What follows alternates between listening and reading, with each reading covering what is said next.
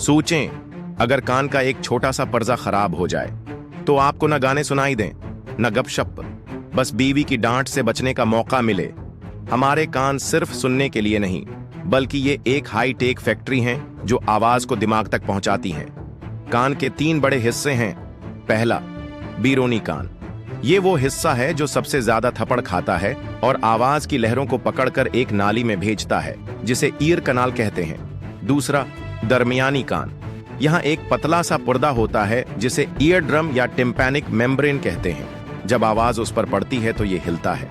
इस हिलने को 3 नन्ही हड्डियां, मलियस, इनकस और स्टेप्स बढ़ाकर आगे भेजती हैं, बिल्कुल डीजे की तरह 20 बढ़ा के।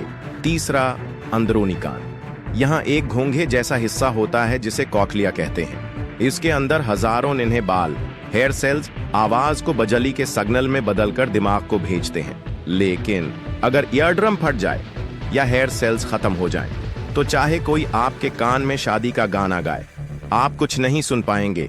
तो दोस्तों, अपने कान का ख्याल रखें, वरना बीवी कहेगी सुन रहे हो और आप कहेंगे जी मैंने कुछ नहीं सुना। अगर ये वीडियो आपको पसंद आई तो वीडियो को लाइक करें, चैनल को सब्सक्राइब करें और मजीद नॉलेज प्लस मजाह के लिए फॉलो जरूर करें।